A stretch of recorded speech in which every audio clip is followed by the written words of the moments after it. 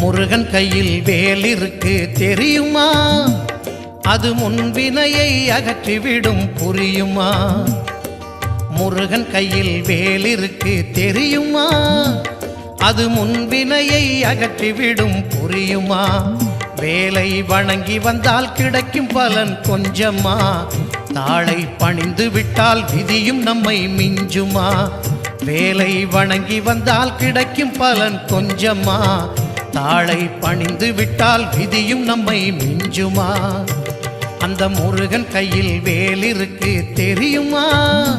அது முன்வினையை அகற்றிவிடும் புரியுமா?